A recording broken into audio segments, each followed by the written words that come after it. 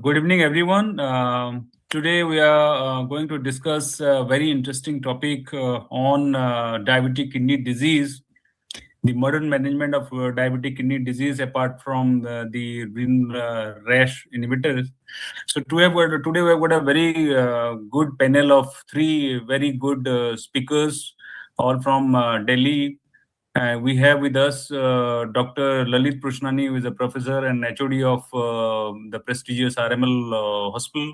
We have with us Dr. Arun Kumar, who is a very well-known figure among us, and he is the associate professor in All India Institute of Medical Science, the Department of Nephrology. And we have Dr. Muthu Kumar, who is an associate professor again in at RML New Delhi. And today, in another maybe 45 minutes to 1 hour, we'll go into the details of the management of diabetic kidney disease.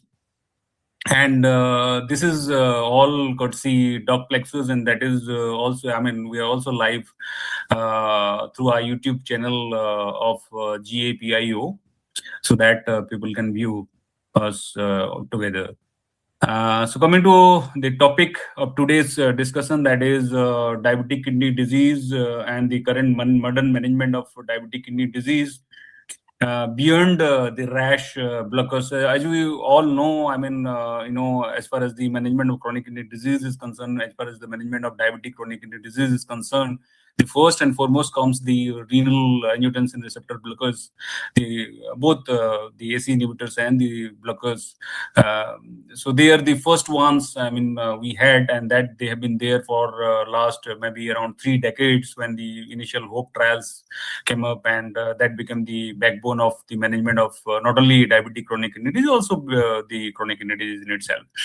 And over a period of last maybe 10 to 15 years, we have got a lot of new molecules, and almost every day we are coming up with a new study, and that is proving beneficial in management of diabetic chronic kidney disease. As we all understand, CKD in itself and diabetes particularly has been growing up like anything. And today, I think around 1 in 9 to 10 people in the whole world is having chronic kidney disease because of different reasons, and mostly it is because of the diabetes. And I remember when I was a student way back in 2001, 2, actually my thesis topic was on those days we used to call it chronic renal failure.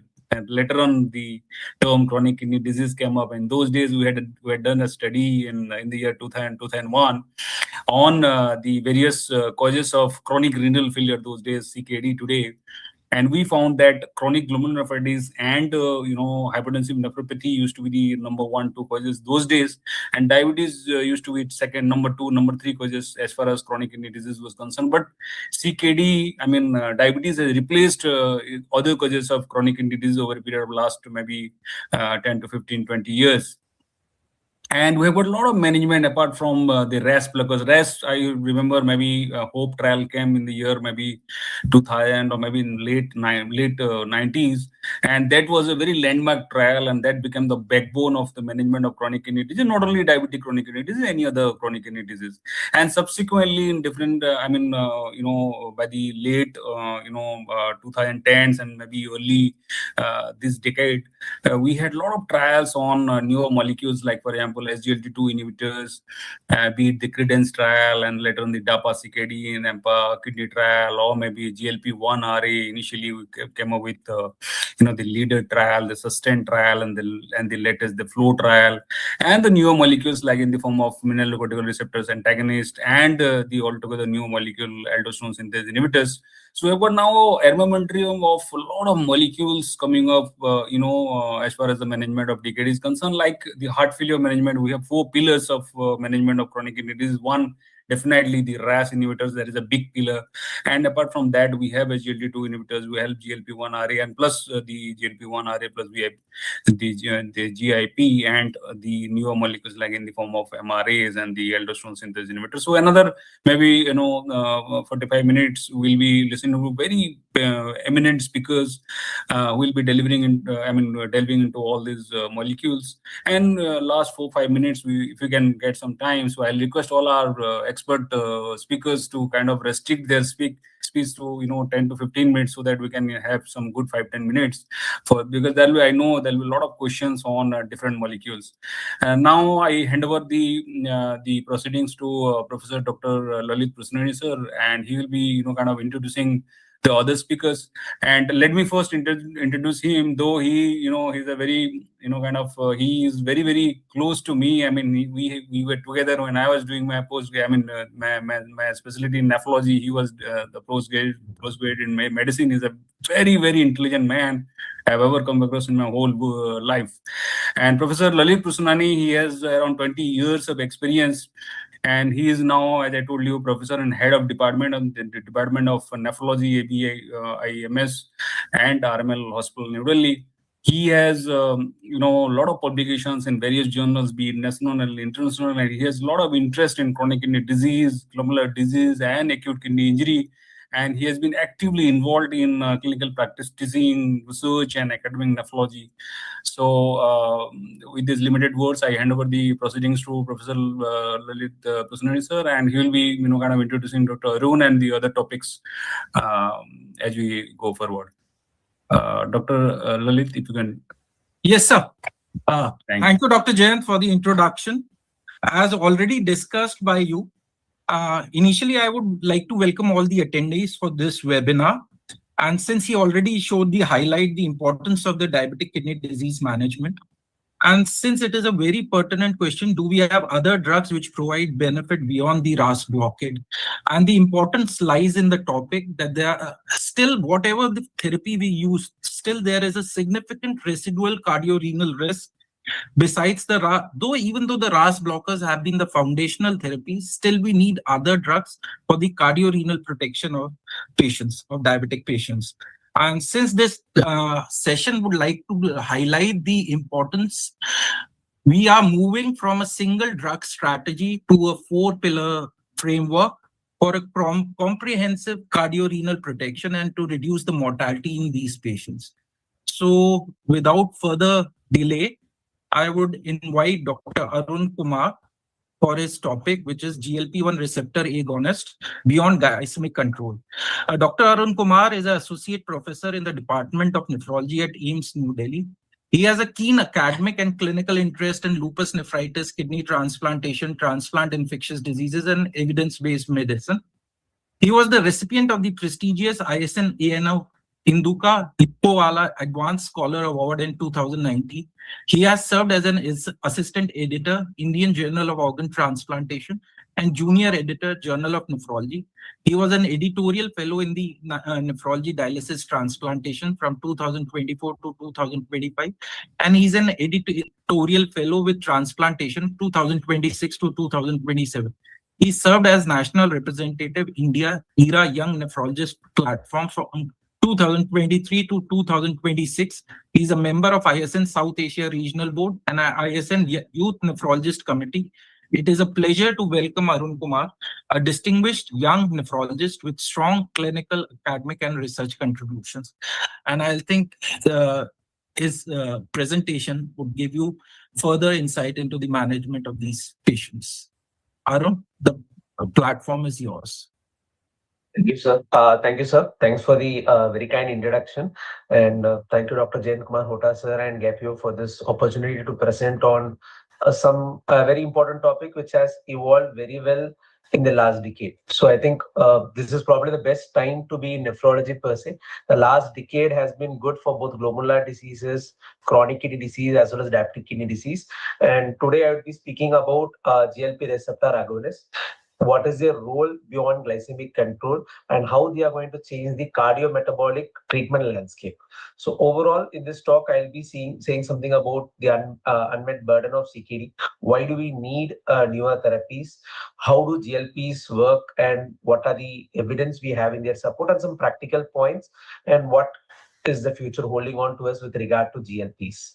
So per se, overall chronic kidney disease is increasing worldwide, and nearly 800 million people are having chronic kidney disease worldwide, out of which nearly 50% is because of diabetic kidney disease, and another 400 to 550 million is because of non-diabetic kidney disease. So we require therapies which is going to work in both diabetic as well as non-diabetic chronic kidney disease.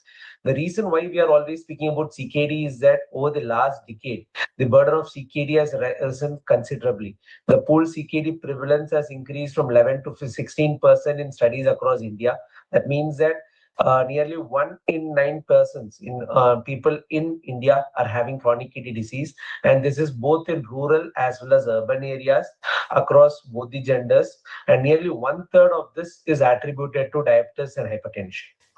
With regard to the number perspective, at present, there are around 175,637 deaths due to CKD in India, and this is going to increase to nearly 500,000 per year by 2040. And this would be one of the top 5 causes of mortality. And that is the reason why we'll have to address this problem in a better manner. So what are the CKD therapies which we know of? So as was explained by Dr. Jain sir and Dr. Lalit sir already, the first therapies which had shown some role in prevention or preventing the progression of CKD was the RAAS inhibitors. And this was the only therapies which were available till the early part of this decade. Whereas from 2015, with the Credence trial, we had data on SGLT2 inhibitors in albuminuria chronic diabetic kidney disease. And thereafter, with DAPA CKD and EMPA kidney trials, SGLT2 inhibitors are used even in patients without diabetes across a wide EGFR category. Then in 2020s, we had the Fidelio and Figaro trials, based upon which we could understand the role of non-steroidal mineralocorticoid receptor antagonist in diabetic kidney disease. And last but not the least, so the most important one for us in this talk would be the GLP receptor agonist, which had shown unequivocal advantages in the FLOW trial for patients with diabetes and chronic kidney disease, about which we'll be seeing in detail. So overall, as we can see, from 2000 till now, RAAS inhibitors and SGLT2 inhibitors had shown a progressive relative risk reduction with regard to ESKD progression. And the problem is, even with all the drugs being used, there is always a residual risk which is there. The residual risk is because of persistence of progression of chronic kidney disease. And this residual risk is what caused the need for a fourth pillar for therapies. So that is where the GLP analogs come into question. So what happens is that, consider that there is an annualized EGFR decline. So with the present available therapies using RAAS inhibitors, every year there is a point -8 to -10 ml decline in the EGFR as shown in the first pillar. With the optimization of RAAS therapy, it can improve to -3 to -5 ml per year. And with the addition of SGLT2 inhibitors and the non-steroidal mineralocorticoid receptor antagonist, the decline in EGFR went down to as less as -2 ml per year. However, with the addition of GLP analogs, what was seen is that there is an improvement in EGFR. That is, the annualized decline in EGFR gets completely nullified. And as a matter of fact, the EGFR can start improving. Something concept which was called as CKD remission. We usually speak about remission in the lines of glomerular diseases, but there is a concept called CKD remission, wherein the EGFR slope, it reduces by less than 1 ml per year or stays stable without albuminuria. And this can be achieved with the use of GLP analogs. That is the reason why we are considering it as a fourth pillar of therapy for diabetic kidney disease. So what are GLPs? So GLP is a peptide which has around 31 amino acids. They are usually secreted by L cells in the gut and also in the brain. The endogenous GLPs, they have a very short half-life because they're immediately degraded by the DPP4 enzyme. Whereas the exogenous ones usually have a longer half-life, as we'll be seeing. So having been secreted from both the gut and the brain, the GLPs, they act on receptors which are present in the brain, lungs, heart, pancreas, kidney, and GI tract. This just shows that the effect of GLP will be present across the entire body. That is the reason why they have multiple effects or multiple pleiotropic effects in our body, which are benefit for both cardio, metabolic, and renal outcomes. So how were the drugs developed? In 2005, the first drug which was developed was exenatide, which resembles Exendin, which was from the saliva of the Gila monster. And thereafter, liraglutide and dulaglutide were developed. And thereafter, semaglutide, the subcutaneous one in 2017 and the oral one in 2019 were developed. And after that, we have dual GIP and GLP agonists like tirzepatide. And thereafter, we have had even a triple agonist, which will be seen. And these are the development of GLP analogs over the last decade of it. So the therapies are basically divided into GLP-based therapies or exendin-based therapies. Exendin is the one which is like the saliva of Gila monsters, where we have injectable therapies, namely exenatide and lixisenatide, whereas the GLP-based therapies are dulaglutide, semaglutide, and liraglutide, of which the only oral molecule is semaglutide. So what is the effect of a GLP analog? So as we have seen, the receptors are present in multiple organs. So what happens is that in the pancreas, it causes an increase in insulin release, decreases the glucagon release, reduces the beta cell apoptosis, and thereby it causes better glycemic control. In the brain, it improves satiety, it reduces the calorie intake, and this along with delayed gastric emptying helps in weight reduction. In the heart, it improves the myocardial contractility, improves the glucose uptake in the myocardium, and this, along with the vascular activity in increasing the nitric oxide synthase, reduces the cardiovascular risk. With regard to the renal outcomes, it increases the sodium excretion, causes natriuresis, and thereby slows down chronic kidney disease. And in addition to this, it also reduces dietary fat absorption, and through its pleiotropic effects in the blood vessels, it improves the incidence of MASH. So thereafter, it is obvious that GLP analogs can be useful for diabetes, obesity, cardiovascular disease, chronic kidney disease, as well as MASH. But this is not a class effect, because unlike SGLT2 inhibitors, wherein almost all the molecules had a similar effect, GLP effect is not a class effect. So we will have to show the benefit for each individual drug. And for now, semaglutide is the drug which has shown best benefit with regard to both weight loss as well as with cardiovascular as well as renal protection through the flow trial. So our basic discussion with regard to GLP receptor agonist will be with regard to semaglutide's effect in CKD. So semaglutide is a GLP analog which has 94% homology to GLP-1, endogenous GLP-1. There is only 2 amino acids which are substituted, because of which it is protected from DPP4 degradation and hence has a T-half-life of more than 1 week. The specific renal mechanism of actions includes it improves natriuresis by inhibiting the sodium hydrogen exchanger. It promotes cortical and medullary perfusion and maintains renal oxygenation.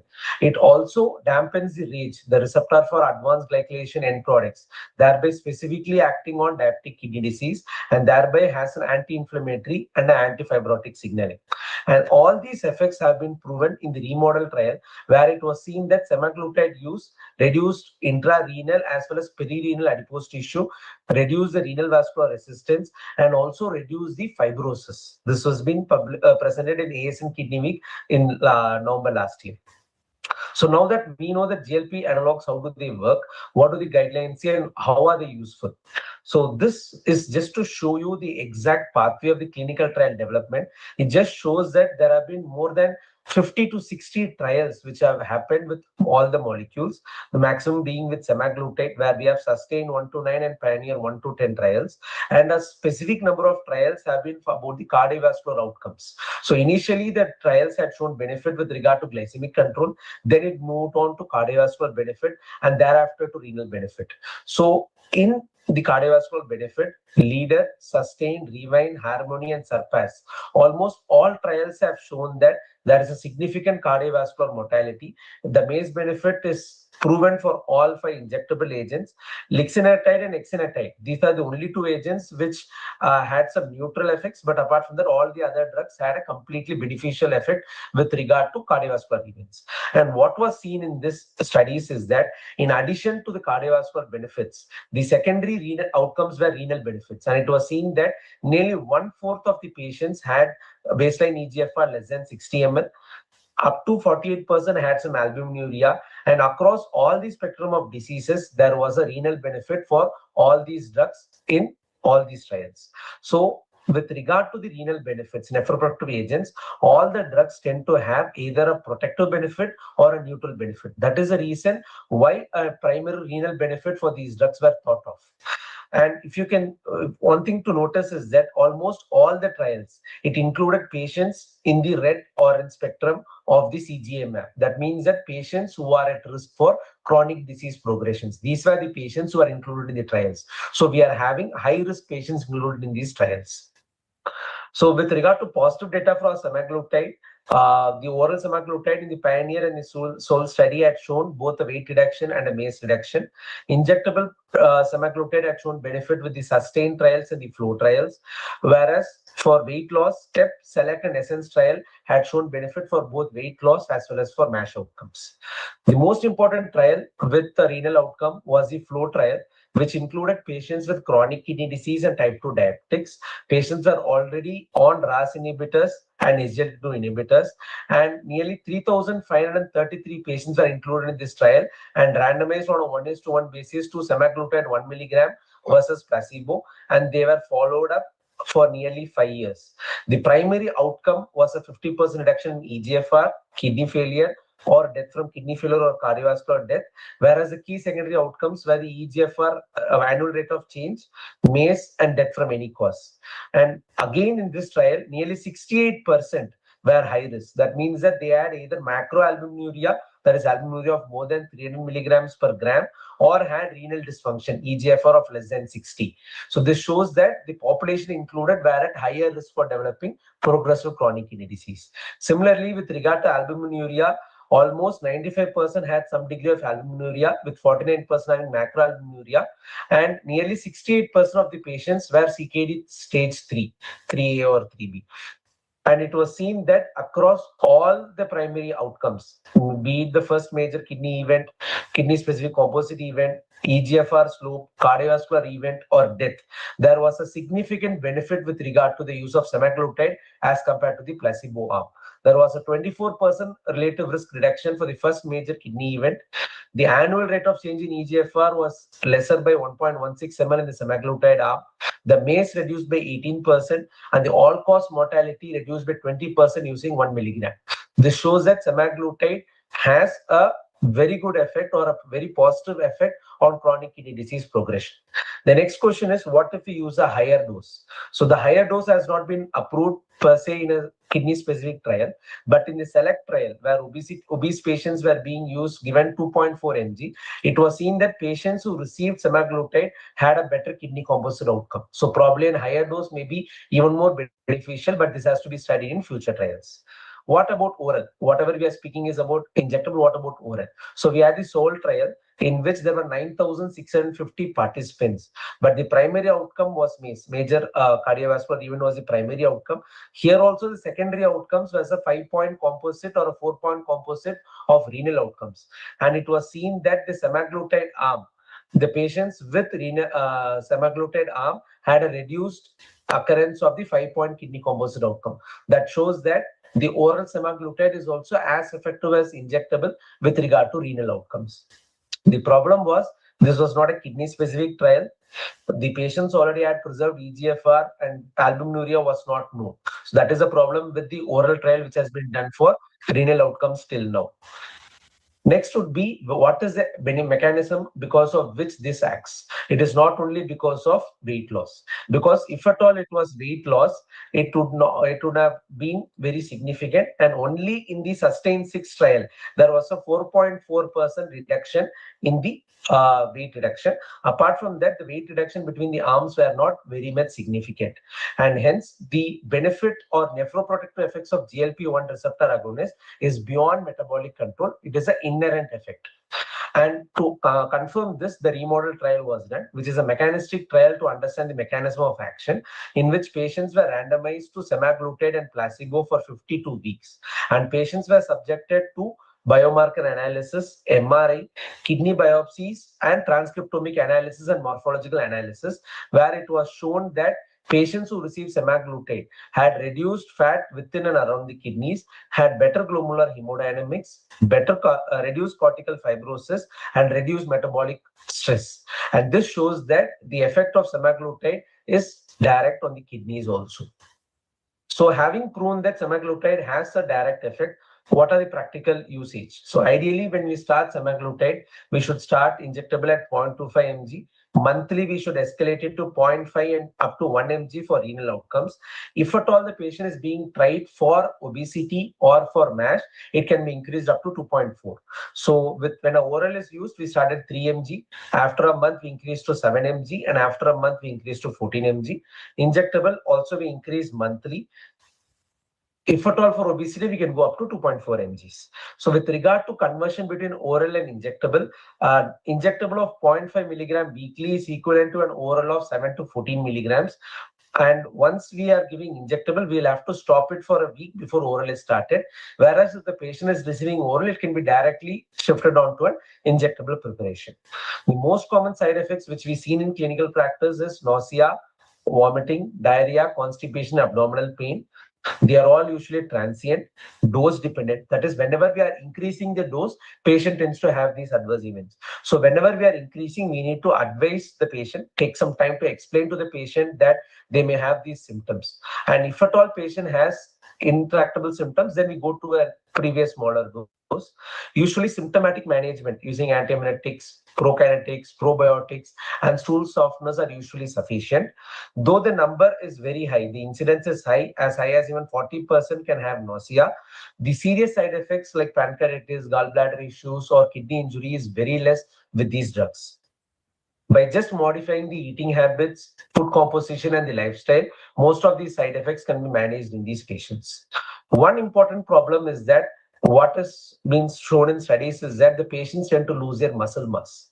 So does this affect the outcome? Does sarcopenia increase with GLP analogs, which is a peculiar or more important problem in patients with chronic kidney disease also? So one study was a DEXA sub-study in which patients were subjected to DEXA analysis when they were on semaglutide, and it was seen that the loss of fat mass was more than the lean mass. So that means that the muscle mass which is lost is more of the fat within the muscle rather than the lean mass. And similarly, the Somalian 12-month study, it had also shown that it was a fat mass which is significantly reduced, whereas the lean mass and the grip strength is preserved. So that shows that the lean muscle mass is usually preserved in these patients. Nevertheless, we should ask the patients to do resistance training, improve protein intake, and also to monitor grip strength when they are on semaglutide-based therapies. And most of our patients, we usually advise up to 150 minutes of weekly exercises. And if at all they are on GLP receptor agonists, we will have to increase them to 150 to 200 minutes and also ask them to use more of resistance training in their therapies. Apart from all these problems, the GLP analogs have to be avoided in patients with a family history or with a history of medullary thyroid carcinomas, with pancreatitis, with proliferative diabetic retinopathy, type 1 diabetics, and if they are planning for pregnancy within the next couple of months. Patients, especially who are at a risk of rapid weight loss, the elderly patients and those who are frail and those with severe depression, even for these patients, GLP analogs are preferentially avoided or we should use them with caution. So GLP analogs have shown evidence for diabetes, cardinal disorders, and obesity, and now are being tried for peripheral arterial disease, Alzheimer's, as well as metabolic liver diseases. The recent guidelines, the standard of care in diabetes in 2026, suggests that GLP receptor agonists are a first-line therapy for those with diabetes. The 2026 KDIGO clinical practice guidelines for diabetes and chronic kidney disease, this is an updation of the 2022 guidelines. We had a public draft which was released in March 26. This is not yet finalized. However, the draft says that in adults with type 2 diabetes and chronic kidney disease, GLP analogs have to be used, and this is a 1B recommendation. So this has been improved to 1A for both GLP-based agonists as well as finerenone. It has been upgraded to an 1A in the 2026 guidelines. And overall, patients who are at high risk for progressive kidney disease have an albuminuria of more than 100 milligram per gram or one glycemic control. The GLP-based therapies have to be given. The risk has to be assessed every 3 to 6 months. And this has to be given for all patients with diabetes and chronic kidney disease. The next question is, when should we give the therapies? So as there are 4 pillars, what we normally give is that we start with RAAS inhibitors, optimize the drugs, then add SGLT2 inhibitors, optimize the dose, and add non-steroidal mineralocorticoid receptor agonist. And then in the end, we add GLP. But to do this, it takes around 12 to 18 months. So patients will be receiving optimal therapy after 1.5 years. So to reduce this time period, an accelerated approach wherein the agents are added within 3 months of each other, so that within 9 months the agents are given, is something which is suggested. For patients who are having a very severe proteinuric disease, a rapid sequence approach where every week we can add a new drug is something which is suggested abroad. However, this is not probably feasible considering the cause dehydration related side effects which are more pertinent to an Indian scenario, which has to be remembered. But nevertheless, for a high risk patient, we can use a rapid sequence approach also. By adding all this parallelly, we'll be able to have a complementary approach of using RAAS, SGLT2, and non-steroidal mineralocorticoid receptor antagonist, and GLP analogs. So for now, the GLP-based drugs which are available are dulaglutide, exenatide, liraglutide, semaglutide, and tirzepatide, which are available. And almost all the drugs can be used up to a GFR of 30. Dulaglutide can be used up to a GFR of 15. Their use in ESKD is still not usually approved, but there have been off-label indications and use already for these drugs. So in addition to whatever we have seen, the evidence base is improving in the sense that even in non-diabetic chronic kidney disease, the SMART trial has shown that they are useful. Higher dose of semaglutide, that is 2.4 milligram, may have a greater renal benefit, and this being tried. In addition to tirzepatide, which is a dual agonist, retatrutide, triple agonist, is something which is being used, tried for overall benefit.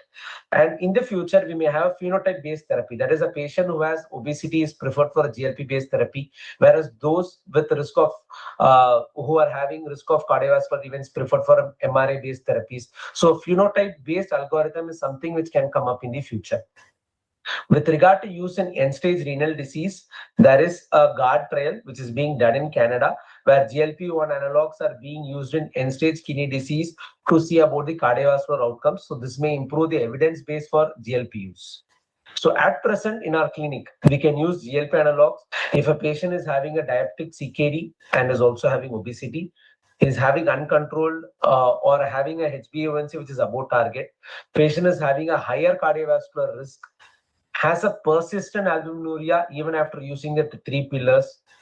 If there is a need for weight reduction, transplant donors, transplant candidates, or having obesity, if the patient especially has intolerance to any of the other pillars, then we can use GLP a little early in our clinic, at present even in India.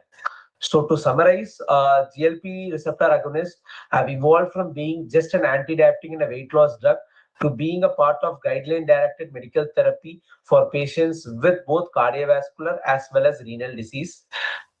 All the RCTs have shown positive outcomes with regard to hard outcomes, both for cardiovascular events as well as mortality, as well as for slowing CKD progression. Renal benefits are because of both direct as well as indirect effects. Both endothelial health, inflammatory and fibrotic pathways are targeted. There are some GI side effects, muscle loss, rebound weight gain. There are some limiting factors, but with proper counseling and close follow-up, they can be easily be taken care of. We do require some more prospective data to see if they can be used over and above or even earlier to the already established agents. We'll require some more data for them.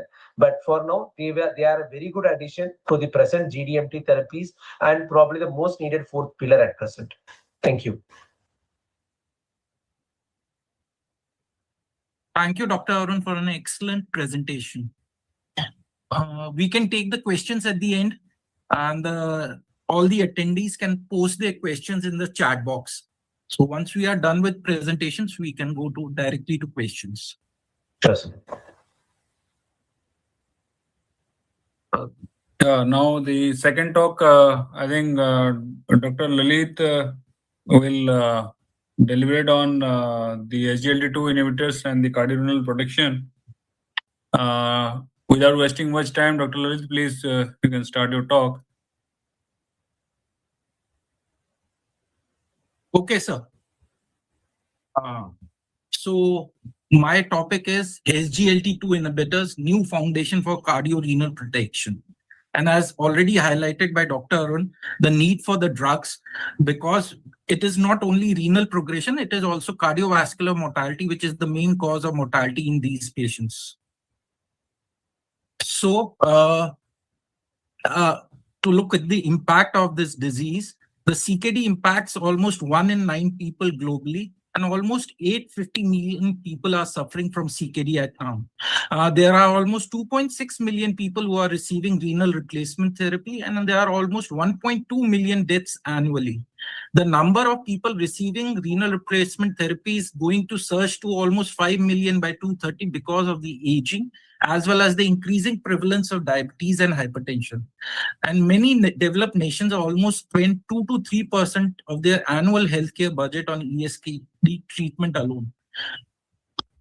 If you look at the data on the right side of the slide, we all know diabetes is the leading causes are hypertension, glomerulonephritis, and other causes. So why are we so concerned about it? As you can see in this data, from 2007 to 2017, the mortality rates for chronic kidney disease has in fact gone up by 1.5 times, whereas in the same period, the mortality rates for ischemic heart disease, stroke, or COPD have gone down substantially. And if you look on the right side of the slide, the number of people receiving renal replacement therapy from 2010 to 2020, there has been a marked increase in the number of patients receiving RRT globally, but the most significant surge has been in Asia, wherein there has been a steep rise in the number of people receiving renal replacement therapy. So as the CKD progresses from once the GFR, what this slide is trying to show you, once the kidney function starts declining, there is an increased risk of medical complications. If you see on the left side of the slide, it shows the age standardized rate of hospitalization. And as you can see, once the GFR, if the GFR is above 60, the age standardized rate of hospitalization is around 13.54.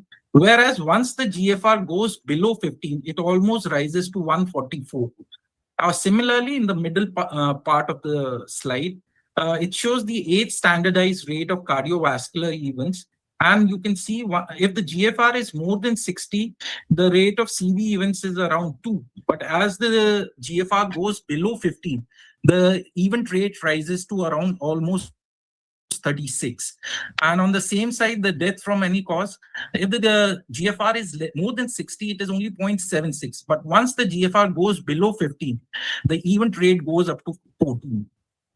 So it shows as the renal function declines, there is increased risk of the medical complications. So once the GFR goes below,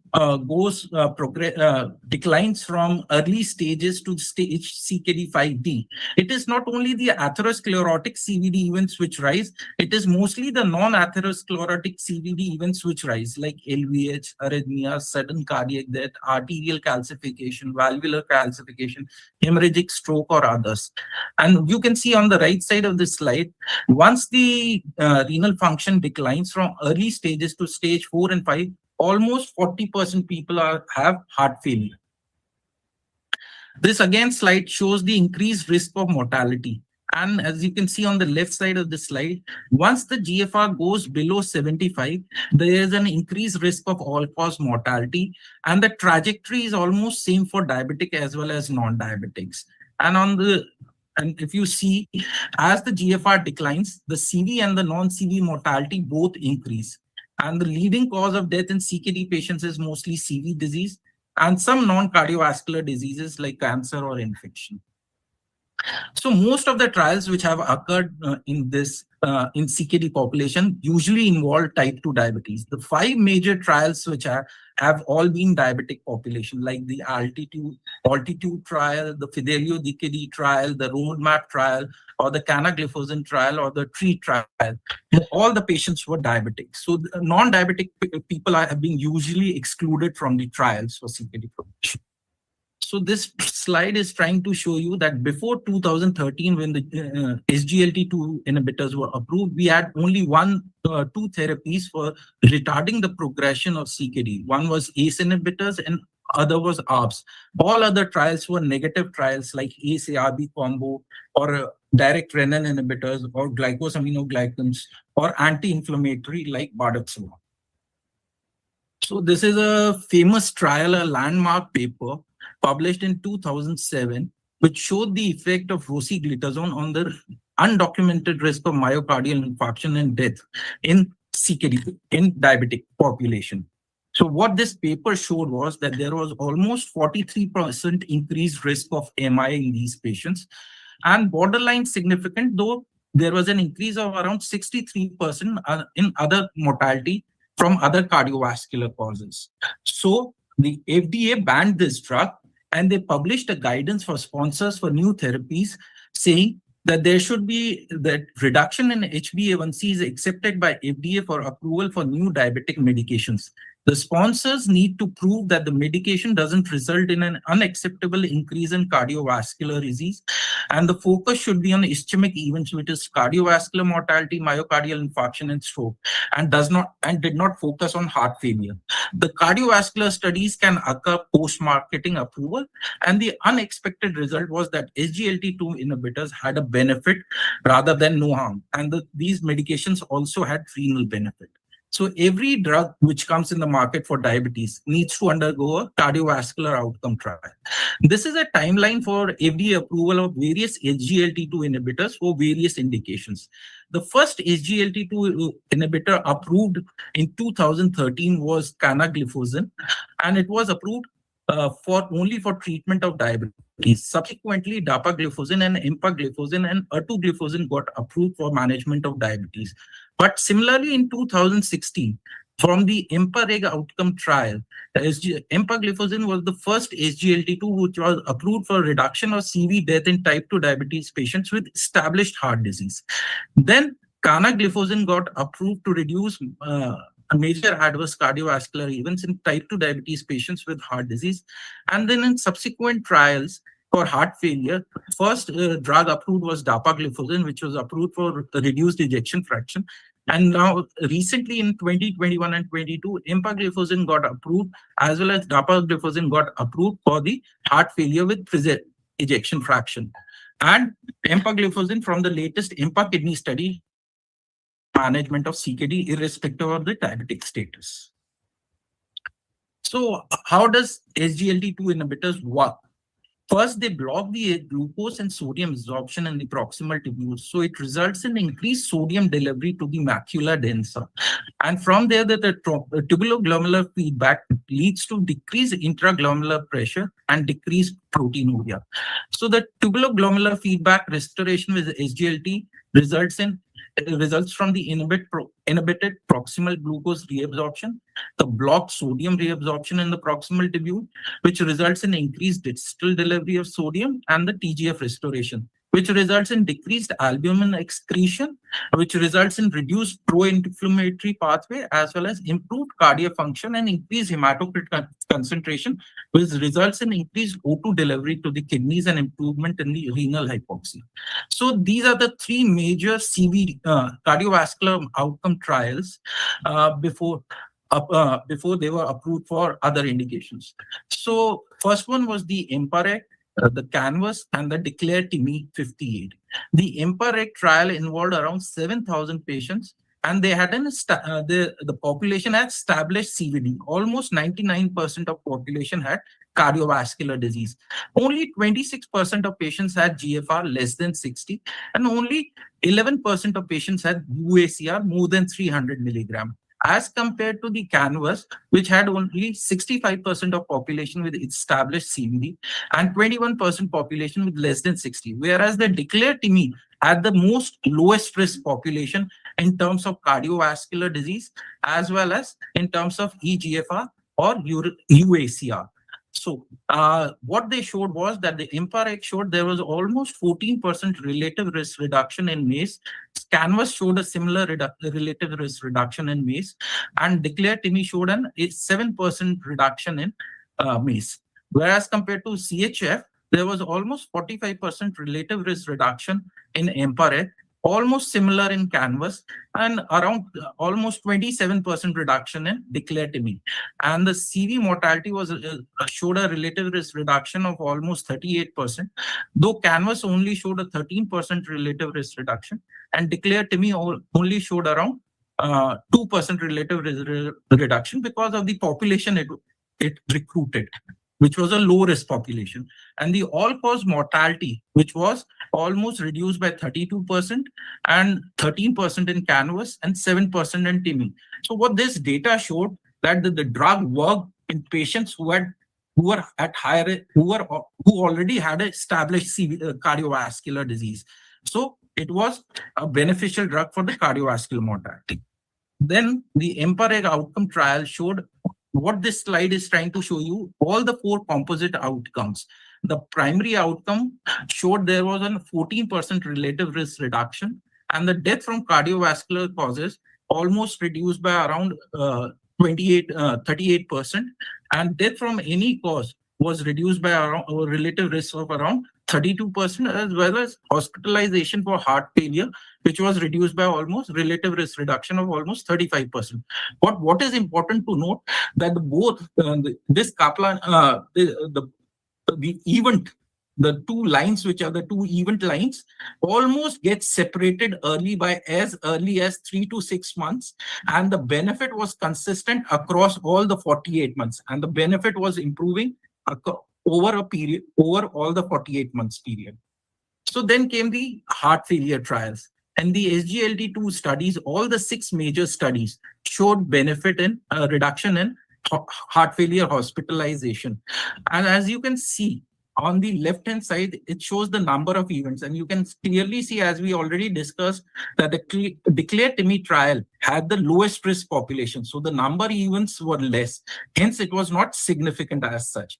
But once the patients were involved in Credence trial or SCORE trial, which had a higher number of events, the benefit was substantial in these trials. So what they recommended was that the benefit in congestive heart failure is broad, whether with or without diabetes. As you can see, the DAPA-HF, EMPEROR reduced and EMPEROR preserved trials involved recruited patients with or without diabetes. The benefits were there in patients with low ejection fraction, as mentioned in the DAPA-HF and EMPEROR reduced trials. The benefit was evident even when the ejection fraction was preserved in the EMPEROR preserved trial, and the low GFR. So the EMPEROR trial recruited patients as low as eGFR as low as 20 ml per minute and showed benefit across all eGFR groups. So if we come to now the kidney outcome trials. So first, this was the data which we came from the CANVAS program, and the protective effect of the canagliflozin on the annual rate of eGFR decline was consistent in all levels of albuminuria, but the greatest was in participants with UACR more than 300 milligram per gram at baseline.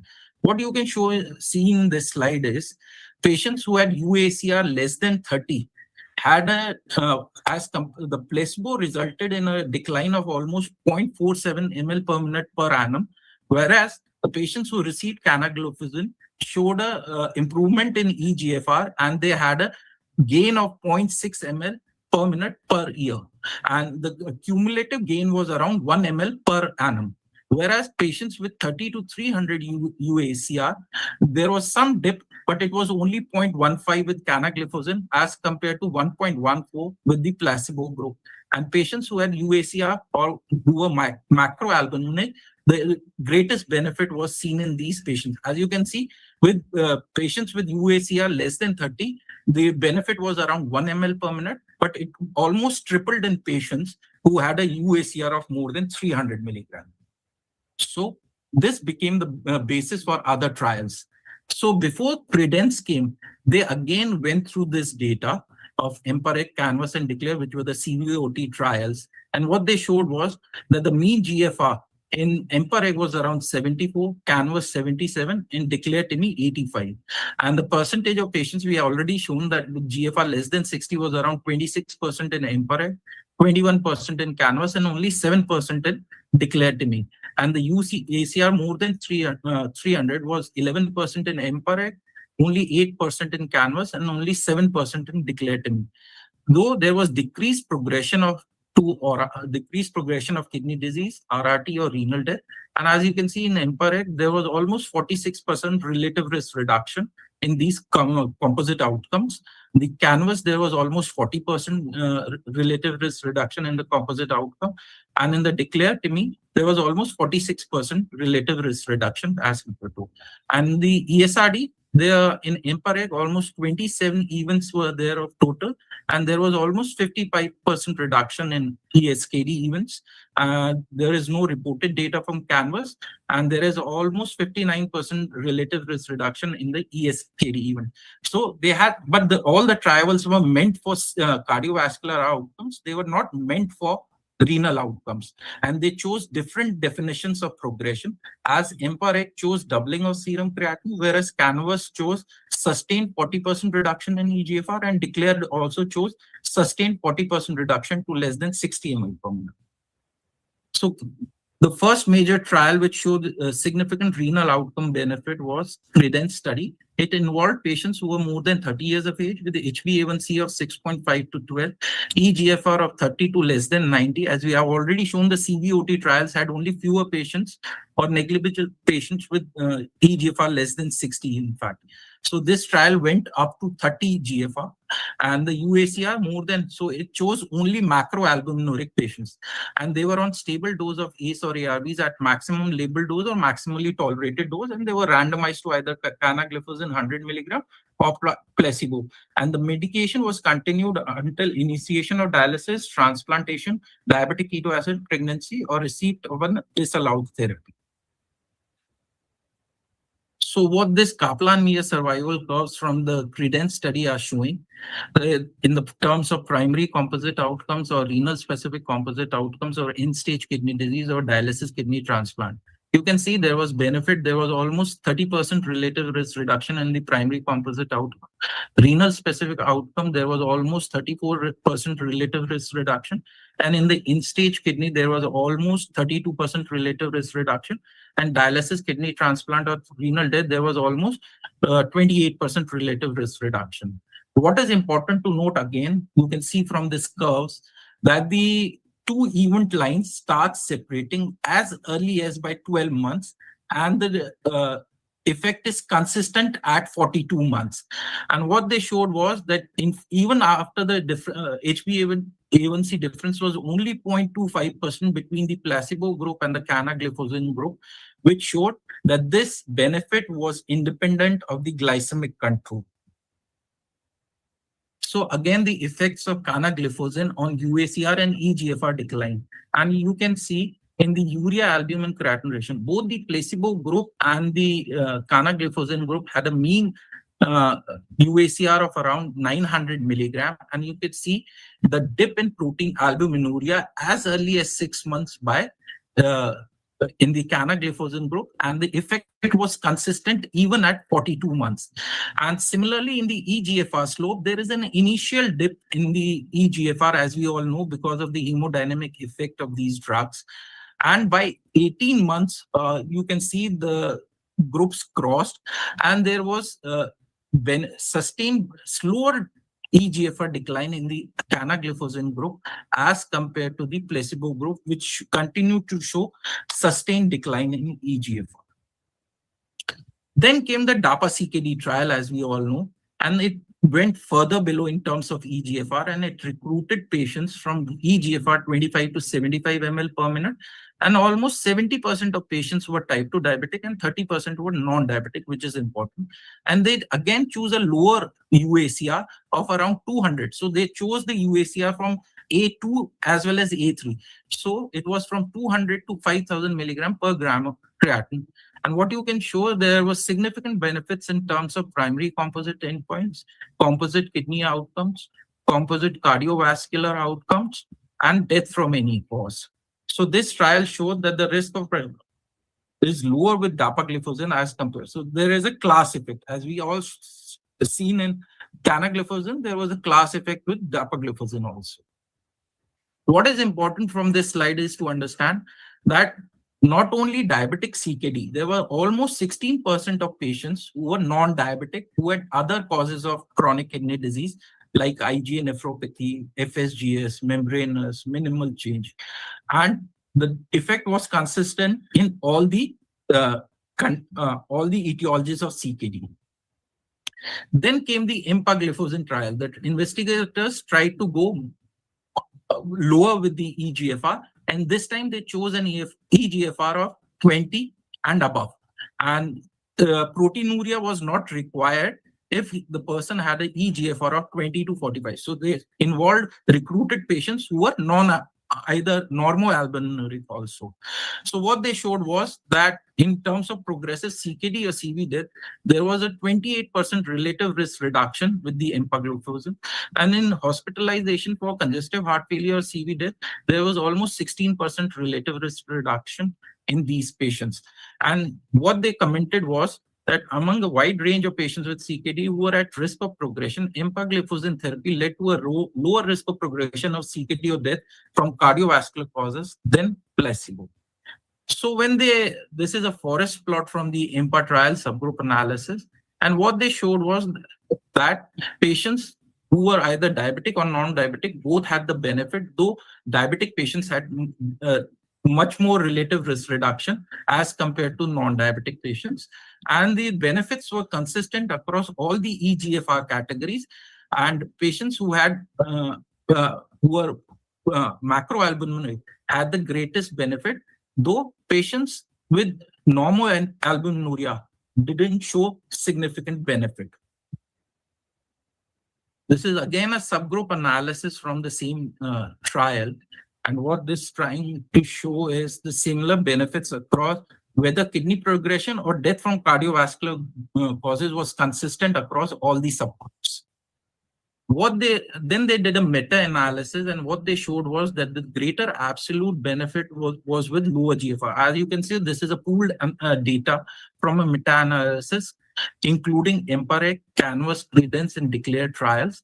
And the patients with eGFR less than 45 had a almost 30% relative risk reduction in kidney composite endpoints. And you need only 13 patients to treat for 5 years to achieve this magnitude of benefits. So it shows clearly that even patients with lower GFR have the maximum benefit from these drugs. And what they concluded from these 6 randomized controlled trials in patients who had eGFR between 15 to 30, it showed there was reduced risk of worsening kidney function by 23%, and the eGFR decline was slowed by almost 1.2 ml per minute per year. So this is a KDIGO heat map which shows the trials which tried to include patients as they went from Credence to EMPA kidney. They tried to include patients who were at high risk category. As we all know, in this KDIGO heat map, the patients who are in the green box are at the lowest risk for cardiovascular mortality or renal progression, and patients who are in the red group are very high risk for cardiovascular mortality as well as for renal progression. And what you can see is from the Credence trial, there was almost, though it involved patients with macroalbuminuria more than 300 to 5,000 milligram or eGFR 30 and above, there was almost 34% relative risk reduction in terms of primary composite endpoint. Whereas the DAPA-CKD, there was almost 44% relative risk reduction in primary composite endpoint, and EMPA kidney, which went up further and had 28% relative risk reduction in terms of primary composite endpoint. So this is a cartoon which highlights the importance of how the trials have gathered the data and shown that because the initial trials were only for diabetes, then the trial went further with kidney progression, cardiovascular outcomes, and finally non-diabetic CKD. So if one has to choose a patient who's either diabetic and non-diabetic with low UACR, empagliflozin is a drug to improve, which can improve CKD outcomes and CVD mortality. And if it's dapagliflozin for diabetic and non-diabetic CKD patients with high UACR to improve CKD or CVD mortality, If there is a patient with type 2 diabetes with high CV risk, dapagliflozin is a drug of choice. If the patients have type 2 diabetes with high CVD but without CKD, dapagliflozin or empagliflozin can prevent CKD as a primary prevention. And if the patient has type 2 diabetes with high CVD risk, you can choose empagliflozin. If it's patient with type 2 diabetes with CKD and high UACR, canagliflozin can be chosen to improve CKD outcomes and CVD mortality. So this is again a data from a meta-analysis forest plot, which shows that irrespective of the diabetic status, the benefit was consistent across both the groups. And the heterogeneity by diabetes status shows that the p-value of 0.3, which says that there was no difference in both the in the outcome irrespective of the diabetic status. Now, this is a real-world data from one of the trials, and what it showed was that the initiation of SGLT2 inhibitors was associated with a 50% relative risk reduction in the risk of 50% eGFR decline or ESKD events compared with other glucose-lowering drugs. Though there was no statistical significant differences in the relative risk reduction according to the patient's baseline eGFR or albuminuria status, and SGLT2 inhibitors initiation was tied to lower risk of hospitalization for heart failure. There was almost 40% relative risk reduction and almost 45% relative risk reduction in mortality. Now, this is again a forest plot from a meta-analysis published recently, and it shows whether it was diabetic CKD, hypertensive kidney disease, glomerular kidney disease, or any other cause of kidney disease. The benefit was consistent across all the etiologies as such. And overall, there was almost 38% relative risk reduction in the primary composite endpoints. So if you have to choose a drug, you can follow this algorithm, which has been recently published, and you can go through it. If you have a CKD or HF patient, if yes, you can consider starting empagliflozin or dapagliflozin. If there is diabetes and CKD, you can consider canagliflozin if the GFR is more than 30. If patient is diabetic, yes, you can consider. If he doesn't have CKD or HF, then you can consider either Cana, DAPA, EMPA, or orforgliflozin for glycemic control. And you can consider DAPA or EMPA in patients with high cardiovascular or renal risk to improve the cardiovascular or kidney outcomes.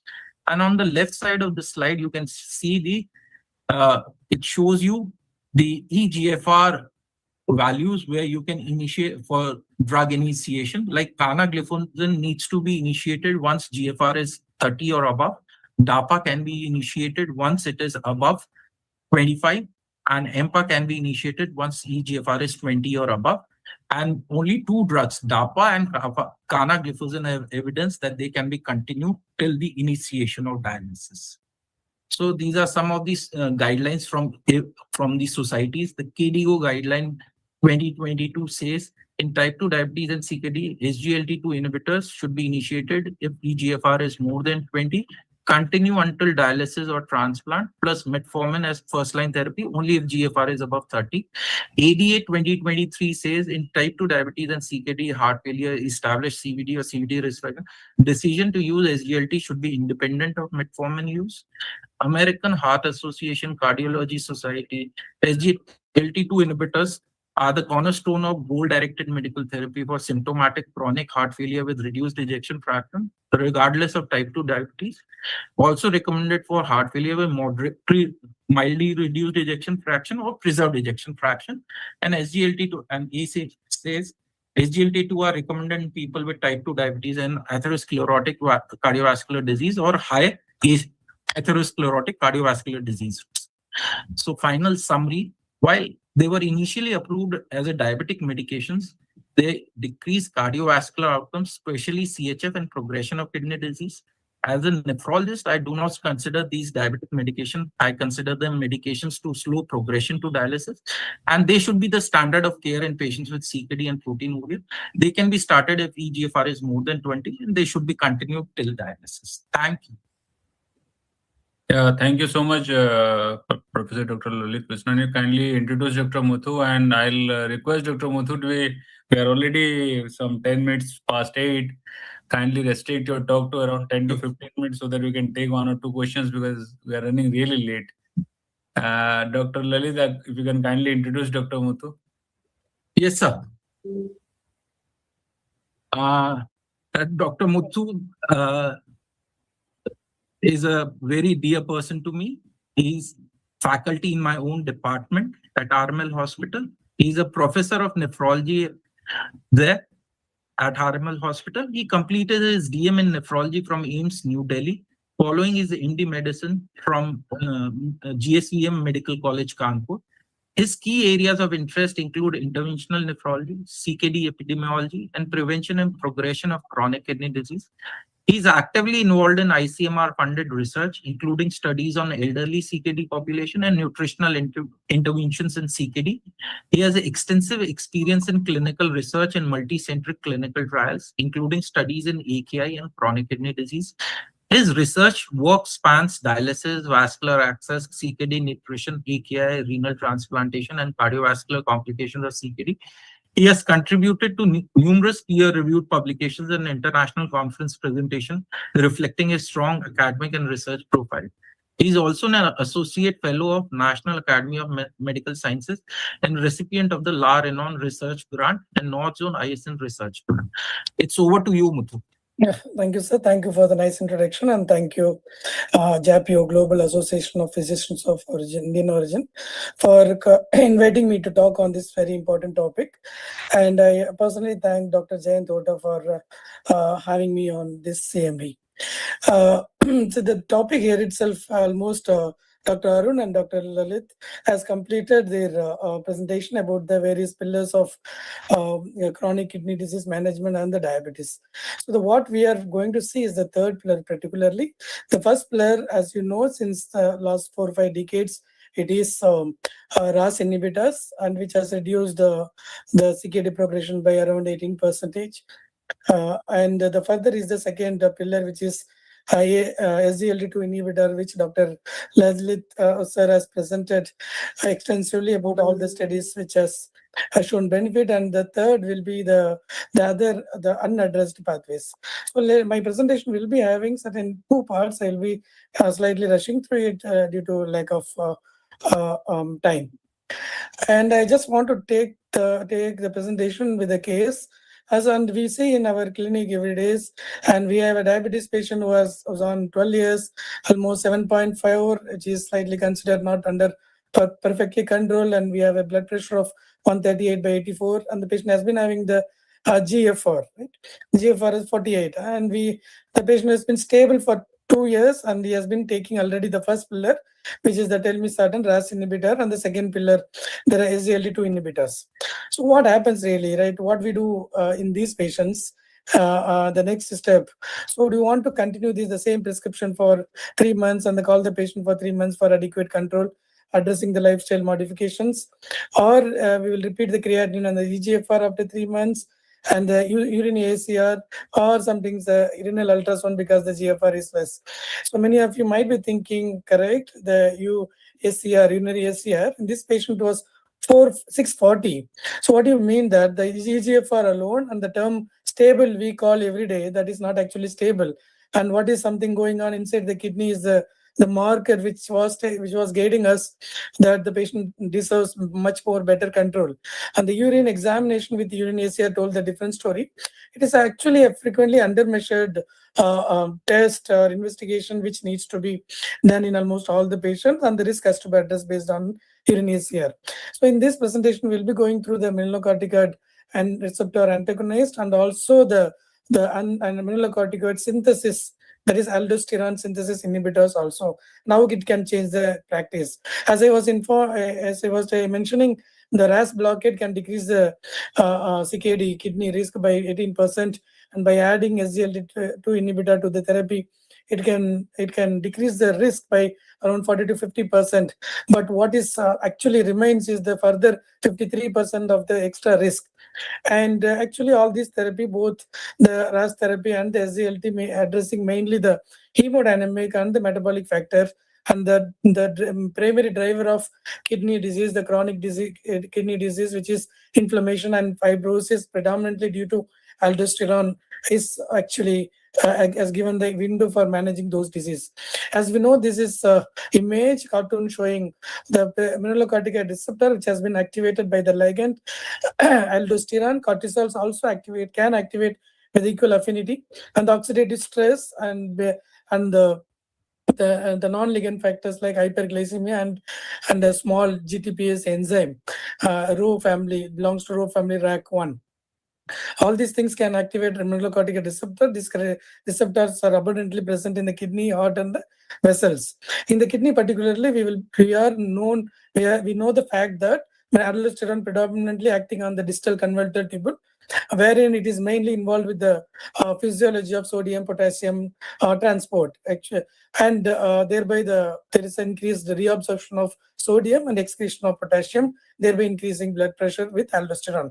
And what we are but the recent researchers has brought is the presence of aldosterone receptors in the podocytes and the renal fibroblasts, and also the myeloid cells which presents on the kidneys.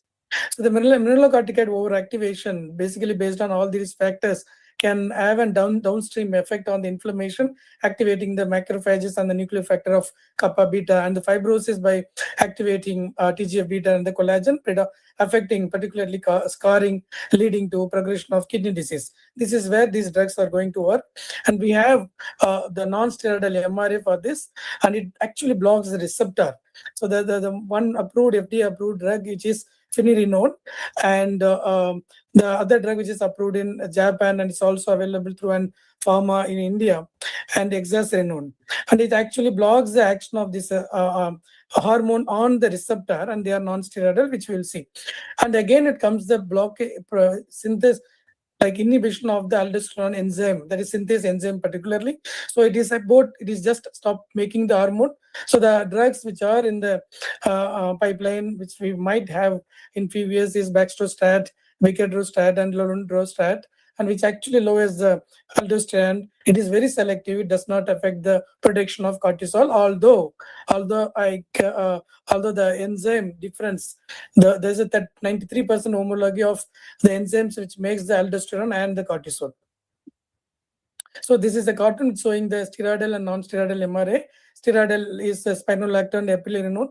It is actually a flat, and this is a bulky one. It is non-steroidal, and the selectivity to mineralocorticoid receptors are highest with non-steroidal, and the CNS penetration is very less, and the sexual side effects like gynecomastia and others are lesser or almost nil with finerenone, and the half-life is significantly low, and there is relatively slightly lesser effect on the blood pressure when we compared with the spironolactone or the eplerenone.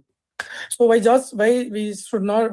not just we use other MRAs like spironolactone or eplerenone? Because the risk of hyperkalemia is slightly higher. There is no renal outcome data with those drugs, and the risk of hyperkalemia is also higher with those drugs. So we have predominantly two important trials, the Fidelio DKD and the Figaro DKD. All these two trials done on the diabetic patients. Here, the Fidelio DKD to almost the population is around 5,000 odd, and they have taken the patient with advanced albuminic CKD. The hazard ratio for composite kidney outcome is 0.82, which is 18% lesser, reducing the relative risk of having progression to kidney failure. Similarly, the earlier stage of CKD patient, those with higher CV risk, were taken in this Figaro DKD trial, almost 7,500 patients. Again, the similar cardiovascular composite endpoints. It was actually driven by heart failure admissions. It's an fidelity trial which has included 13,000 patients, pooled data, and if you see those data, compared to placebo, finerenone decreases the CV events, right? By almost like 1.5% extra, and also just significant the kidney events by 1.8%. So there is a significant risk reduction by 23% kidney events, and the reduction in CV events at 14, and the risk of hyperkalemia and the drug being stopped for hyperkalemia is 1.7% with finerenone, and almost 0.6, which is 2 times lesser than that of finerenone. So we have other studies which is on type 1 diabetes, FIND CKD in non-diabetic CKD and for the heart failure. So and almost like 20,000. If you see all these studies, we have 20,000 patients in mostly in completed phase 3 trials, having evidence almost in all the trials were positive studies.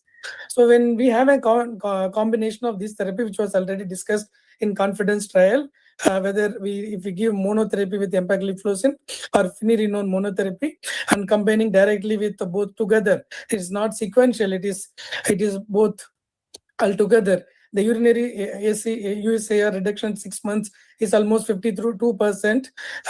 When we compared with the empagliflozin, which is 30%, almost finerenone is 30%. So the addition giving the drug at the same time, right? Combination therapy is effective and it can achieve the USAR reduction better.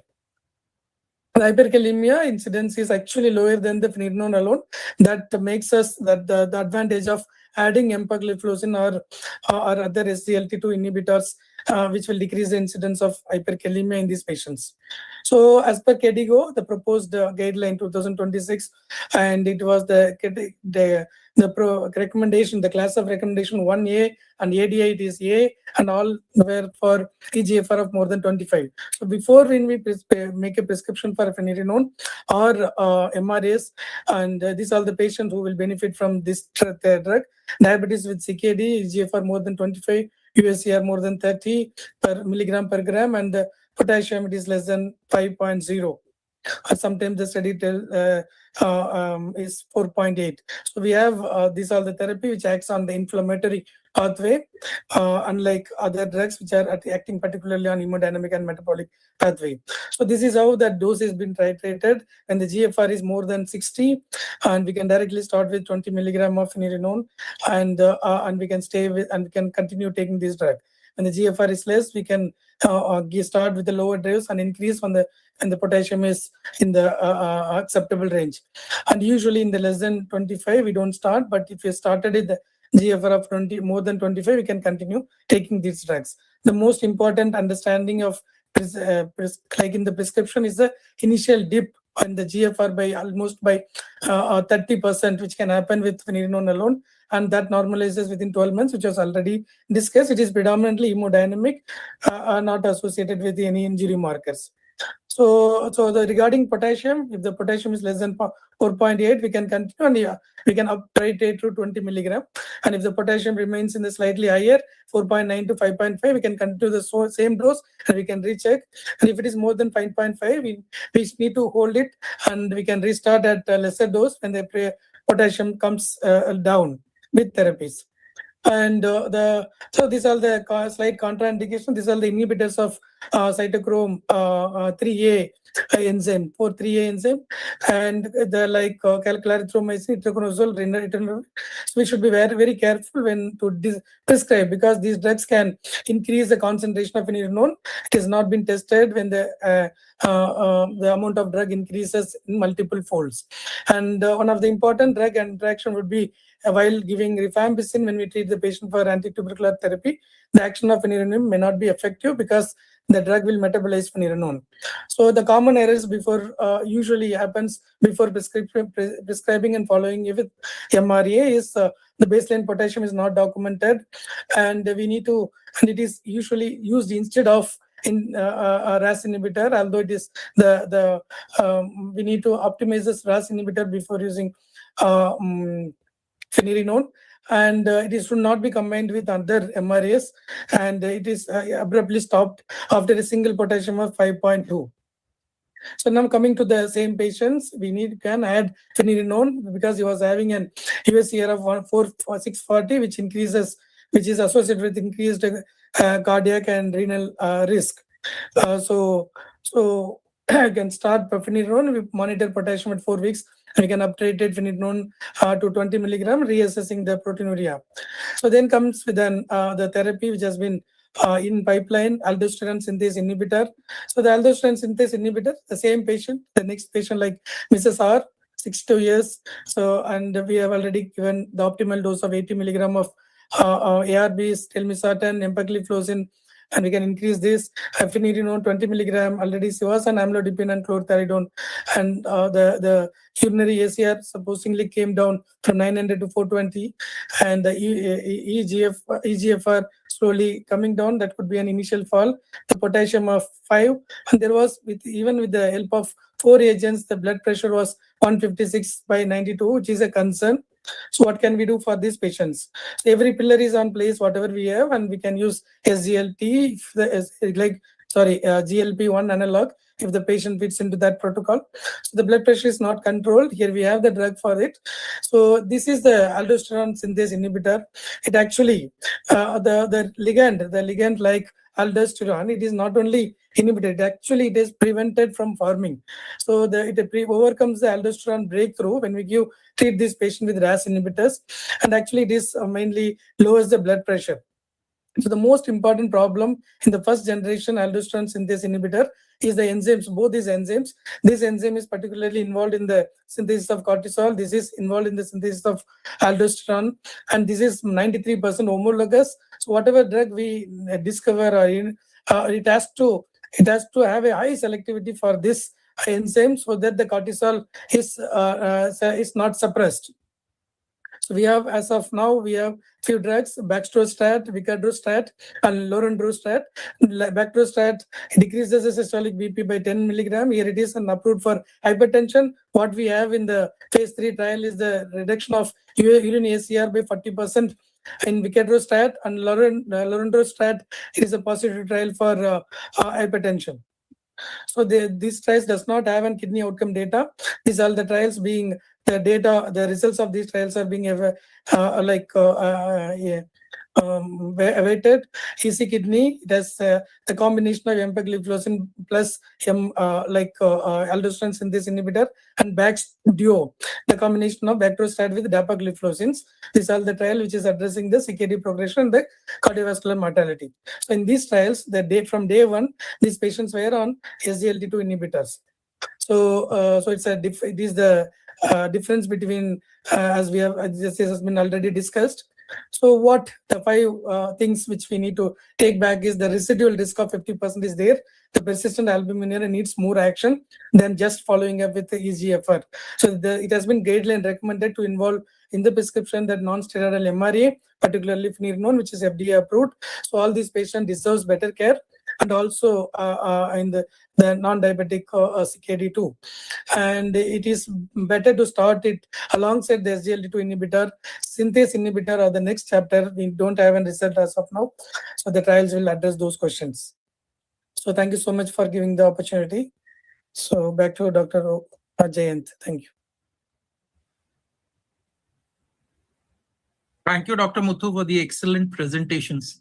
Now, if attendees have posted their questions, we can start with question and answers.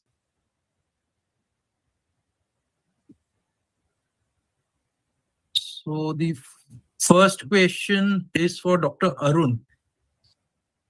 Sir, when a patient is already receiving an SGLT2 inhibitor, how do you decide whether and when to add a GLP-1 receptor agonist? Dr. Arun? So I think if a patient is diabetic CKD is already on a SGLT2 inhibitor, so if at all the patient still has an inadequate glycemic control, has a residual cardiovascular or kidney risk, like cardiovascular risk by means of whether patient is having any symptoms or has some imaging findings, kidney risk because of persistent albuminuria or renal dysfunction, or if the patient tends to be obese, then I think we need to consider adding GLP analogs for the patient. Okay. Do these drugs only benefit atherosclerotic cardiovascular disease or even for heart failure? I think even for heart failure, the data has shown that the hospitalization for heart failure is also reduced with these agents. So I think it helps in both the categories of heart disease. And you would only choose obese patients or obesity with diabetes? The first preference would be obesity with diabetes because the benefit is going to be maximum for these patients. But I think the trials which are being done now, they are including patients even without obesity, with the notion that even without weight reduction, the drugs are going to be beneficial for cardio-renal metabolic production. So I think in the future, we may be using it for patients even without obesity. And what is the amount of weight loss you get by the approved or by semaglutide or by tirzepatide? So what I have not used more than 1 mg of injectable, or oral also I have used only up to 7 mg. 14 I have not used much. So in that I have seen that patients have lost up to 10 kgs within 3 to 6 months, which I feel is good. With regard to tirzepatide, Monjaro, the loss is even more significant. Like even in the first month, patients tend to lose more than 8 kgs. We had one patient on a transplant waiting list, transplant donor, who had reduced more than 20 kgs with Monjaro. So I guess it is going to differ between each patient. But overall, I think somewhere between 5 to 10 kg is the weight loss which we would be seeing with most of our patients. And how do you approach GLP-1 therapy in patients with advanced CKD, multiple comorbidities, or significant cardiovascular risk? Okay. So with regard to multiple comorbidities, the problem will be that these patients tend to have, they tend to develop side effects very soon because nausea, vomiting, poor oral intake, all this becomes very common in those with multiple comorbidities. So we will have to start slow. We will have to uptitrate slowly and monitor them a little more closely. That is what is the most important problem. For advanced CKD, I have not used in patients on dialysis, and data for patients on dialysis is also limited. So I guess we still do not have much data on advanced CKD. Up to stage 4, it has been used. Again, in stage 4, the incidence of nausea and GI side effects is little high, but they are totally manageable. So it is usually starts low, increase with care, and I think it should be fine. The next question is for Dr. Muthu.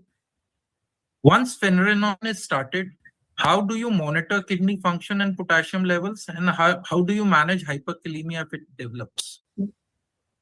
It's the only thing which we need to know when we start on Finerenone.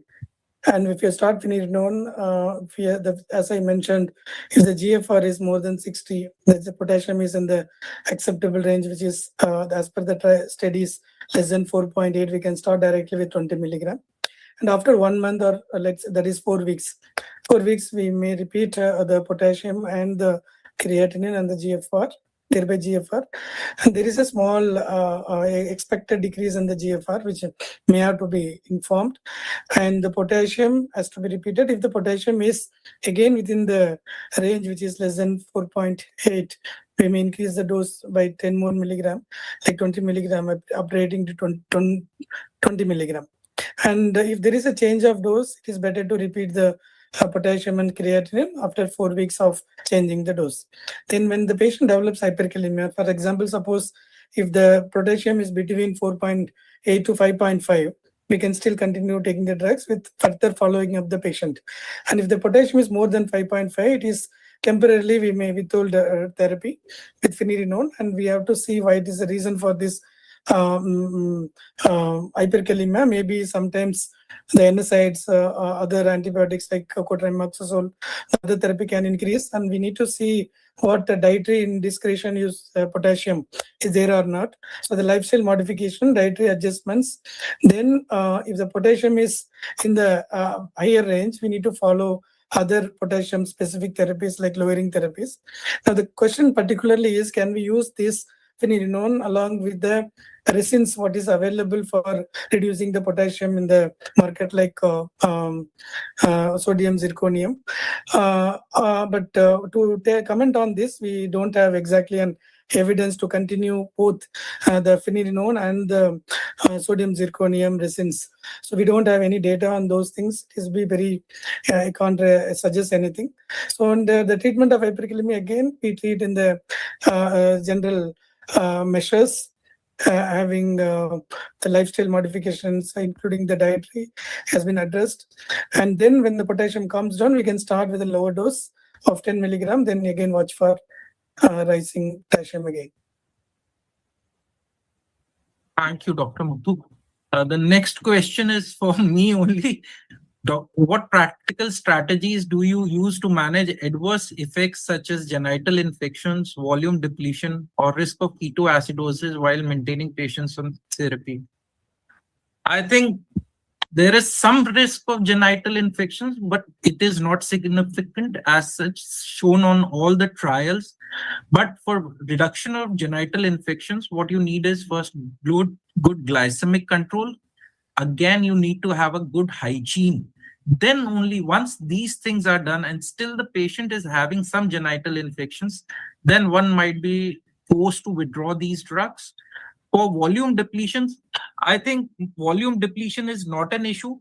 It only happens in the presence if during some sick days or patients, specifically cardiac people, cardiologists give high doses of diuretics.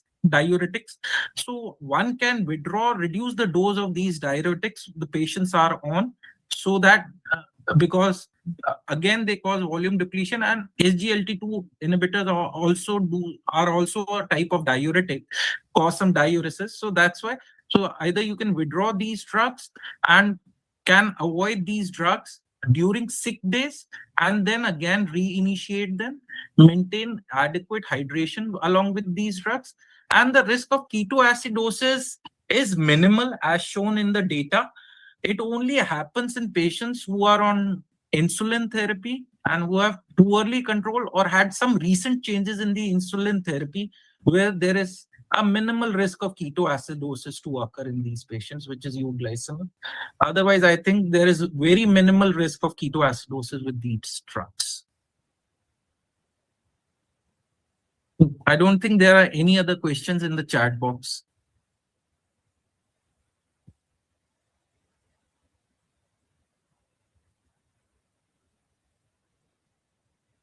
Can we conclude the session, ma'am?